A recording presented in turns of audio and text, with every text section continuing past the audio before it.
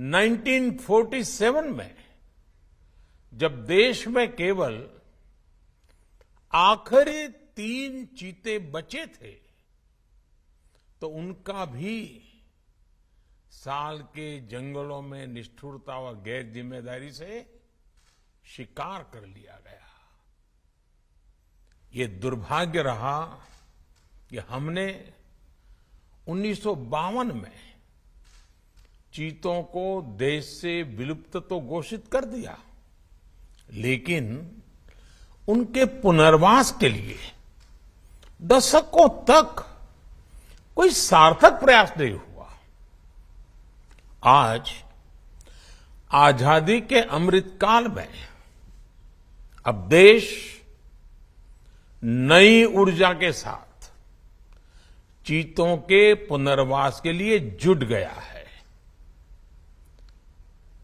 अमृत में तो वो सामर्थ्य होता है जो मृत को भी पुनर्जीवित कर देता है।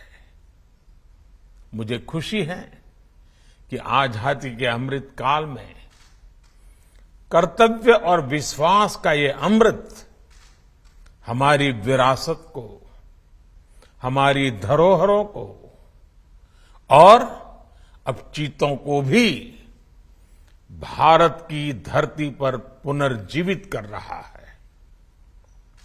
इसके पीछे हमारी वर्षों की मेहनत है। एक ऐसा कार्य राजनीतिक दृष्टि से जिसे कोई महत्व नहीं देता, उसके पीछे भी हमने भरपूर ऊर्जा लगाई। इसके पीछे एक विस्तृत चीता एक्शन प्लान तैयार किया गया। हमारे वैज्ञानिकों ने लंबी रिसर्च की, साउथ अफ्रीकन और नामीबियाई एक्सपर्ट के साथ मिलकर काम किया। हमारी टीम्स वहां गई, वहां के एक्सपर्ट भी भारत आए। पूरे देश में चीतों के लिए सबसे उपयुक्त क्षेत्र के लिए वैज्ञानिक सर्वे किए गए और तब कूनो नेशनल पार्क को इस शुरुआत के लिए चुना गया। और आज हमारी वो मेहनत परिणाम के रूप में हमारे सामने है। साथियों, ये बात सही है कि जब प्रकृति और पर्यावरण का संरक्षण होता है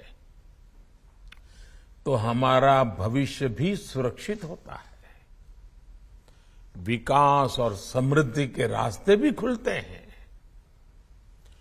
कूनो नेशनल पार्क में जब चीता फिर से दौड़ेंगे तो यहां का ग्रासलैंड इकोसिस्टम फिर से रिस्टोर होगा, बायोडायवर्सिटी और बढ़ेगी। आने वाले दिनों में यहां इको टूरिज्म भी बढ़ेगा, यहां विकास की नई संभावनाएं जन्म लेगी, रोजगार के अवसर बढ़ेंगे। लेकिन साथियों, मैं आज आपसे, सभी देशवासियों से एक आग्रह भी करना चाहता हूं। कूनो नेशनल पार्क में छोड़े गए चीतों को देखने के लिए देशवासियों को कुछ महीने का धैर्य दिखाना होगा, इंतजार करना होगा, सहयोग करना होगा। आज ये चीते मेहमान बनकर आए हैं, इस क्षेत्र से अनजान है। कूनो नेशनल पार्क को ये चीते अपना घर बना पाए, इसके लिए हमें इन चीतों को भी कुछ महीने का समय देना होगा। अंतर्राष्ट्रीय गाइडलाइंस पर चलते हुए भारत इन चीतों को बसाने की पूरी कोशिश कर रहा है। हमें अपने प्रयासों को विफल नहीं होने देना है।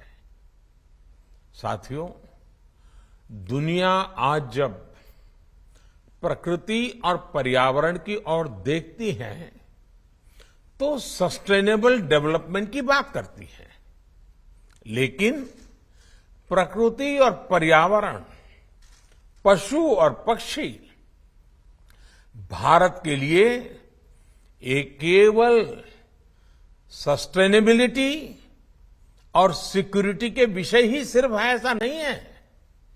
हमारे लिए ये हमारी सेंसिबिलिटी और स्पिरिचुअलिटी का भी आधार है।